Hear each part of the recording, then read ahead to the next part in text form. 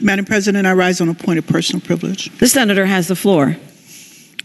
Madam President, I wanted to continue the welcoming and recognition of Congresswoman Wexton, and wanted to recognize Congresswoman Wexton for all of her great work and always being a voice of reason when she was here in the Senate. And to also recognize her for being the senior Jennifer when Senator McClellan joined us, who became the junior Jennifer. And I want to thank her for her commitment, particularly her commitment to establishing laws to protect victims of domestic violence. She was so passionate about those issues. But most importantly, when Senator McEachin decided to run for Congress and won that seat, he was our caucus chair.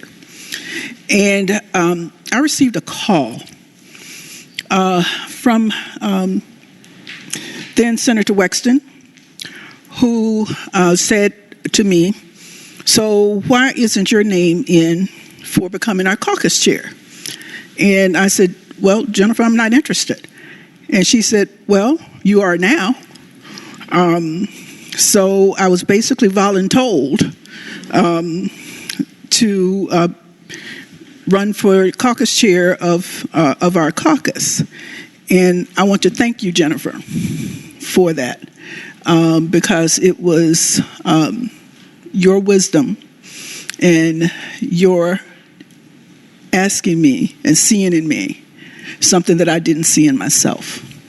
And I want to thank you, and thank you for all of your service to us. I appreciate that, and I appreciate you. Thank you.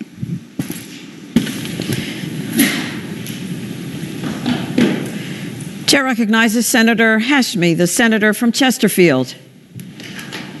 Thank you, Madam President. I rise for a point of personal privilege. The senator has the floor. Thank you, Madam President. I, too, just want to say a few words about our wonderful Congresswoman who has joined us today.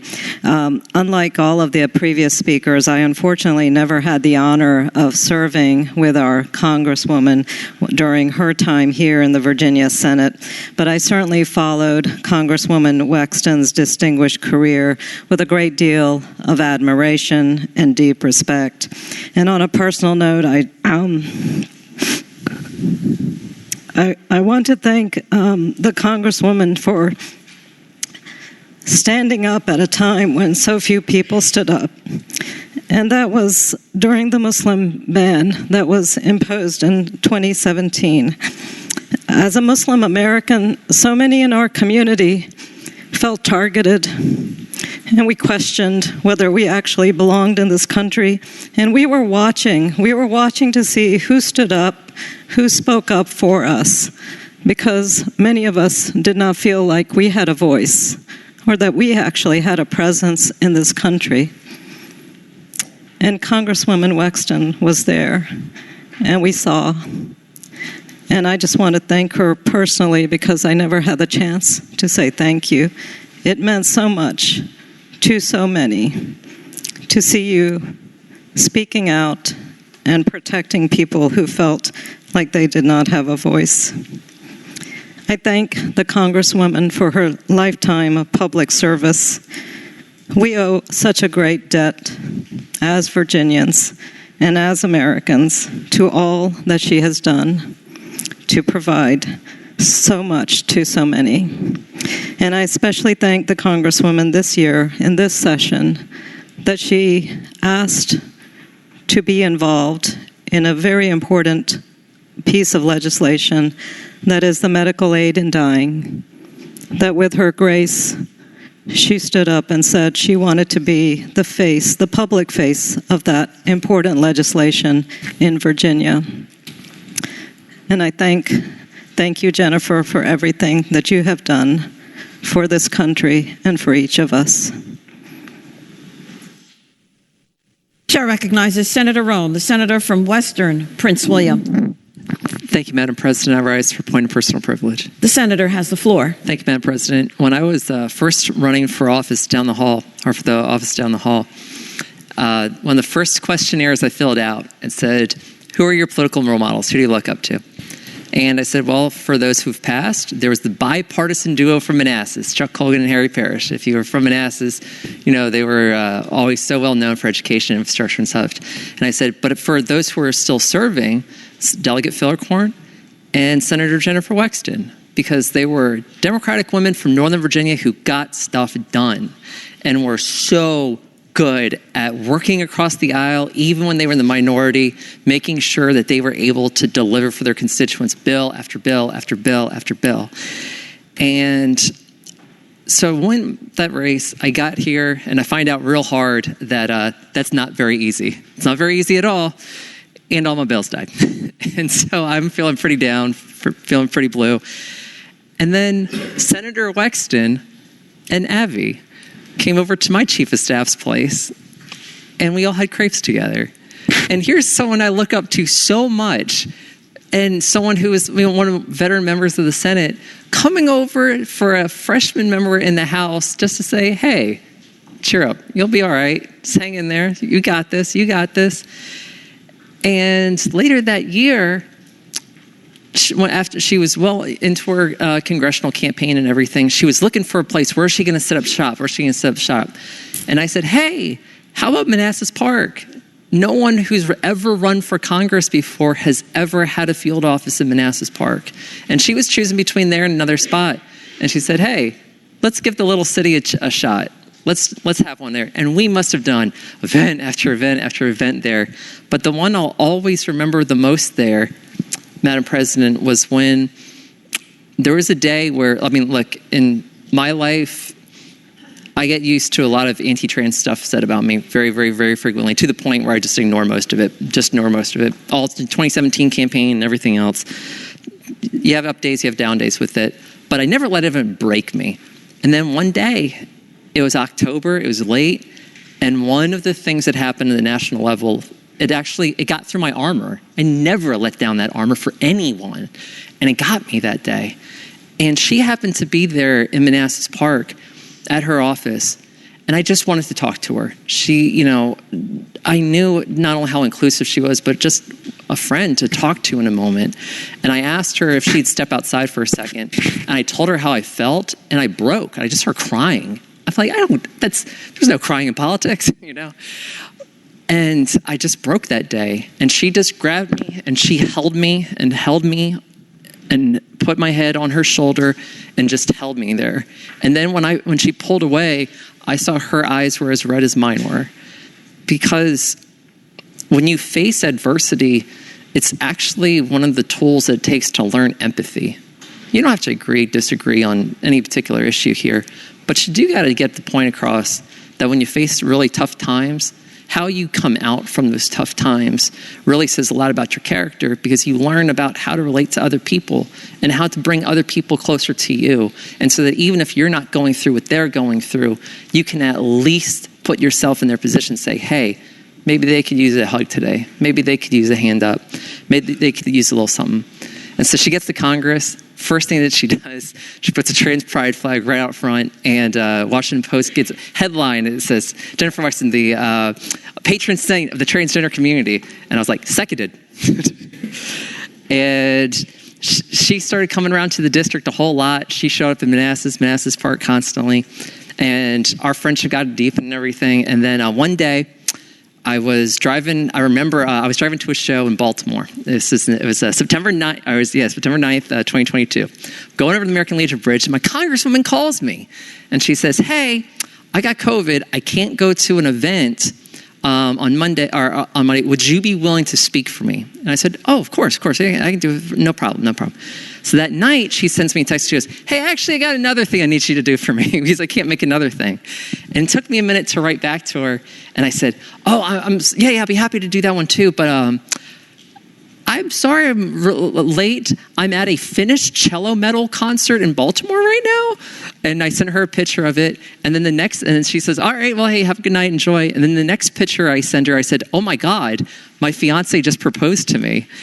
And when your second text, where who you announce that to, you go best friend and then your congresswoman? Sorry, Mom. it at least should tell you that this is something and someone that goes beyond politics.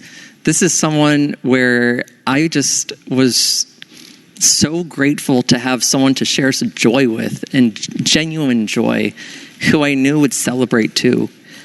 And in the years since, she has made me laugh so much. She is one of the still reigning members of the Hair Caucus. We always hold that very strong together.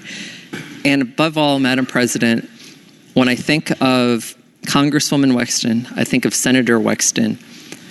Those are nice titles, but I think above all of my friend Jen, and what a friend she has been, way beyond the work that we do in this body, to the person who she has been, continues to be, and for all who she inspires to be who they are, to be that well, and to thrive because of who they are, not despite it. Thank you, Madam President. Chair recognizes Senator Suetterlein, the senator from Roanoke. Madam President, I rise for a brief point of personal privilege. The senator has the floor. Thank you, Madam President. It's nice to have Senator Wexton back in the chamber today. Unlike everyone else that spoke already, when she won her special election, I wasn't excited. I wanted the Republican to win. But it created a huge stir amongst all the aides, because at the time, Senator Vogel was here, and not many other young women. And so the arrival of Senator Wexton, there was a lot of chatter amongst the aides, and people were very excited about a new generation of folks coming to serve in Richmond. And she was very nice to me as an aide, and I ended up getting elected almost the very next year. And she was incredibly kind to me in Senate Transportation, where we worked. And a lot of folks have talked about the different legislation she worked on. But the legislation that I think of her most closely with was fair housing protections. And she championed the expansion of fair housing protections. And I was happy to support her in that effort. And, you know, we'd try year after year. And then she got elected to Congress. And the cause continued, and it ultimately was achieved. But I appreciate her being at the forefront on that. And I most of all appreciate the personal kindnesses that were shown to me, both as an aide across the building and also as a very young member. And I welcome her back today. Thank you, Madam President. Chair recognizes Senator Stanley, the senator from Franklin County. Thank you, Madam President. I rise for an introduction and the continuation of this conversation for at least a little bit more to drive her crazy. The senator has the floor. Madam President, the senator from Hanover and I were just kind of looking around the room to see how many of us on the Republican side were here when we were graced with the presence of Jennifer Wexton. It's not many of us, which means we're old. More important, each one of us right now shares special moments in time, sitting in this chamber or being at the old building when we would interact. And I've said this on the floor before, and I'll say it again. When the lights go down and the camera goes off, we all work together. We're all friends. We all care about each other. And I'm really glad to see so many new people carrying on that tradition, which Jennifer Wexton embodies. Let us not talk about the past or in the past tense. Let's talk about the legacy that is. Sitting over there, I can remember, I decided I had a goofy senator named Jeff McWaters, who he and I could talk each other into doing almost anything. One day, I believed it would be a great idea to throw a football from that corner to that corner. And a mayor of Norfolk, who shall not be named, Kenny Alexander, caught it. Madam Clerk is looking at me funny right now. I don't think I've ever told this story before. The one who kept our secret, and I'm not going to call her Congresswoman because I knew her as Jennifer. I know her as Jennifer, was her, giggling the whole time. She was always a breath of fresh air. When in this body, she always is a breath of fresh air.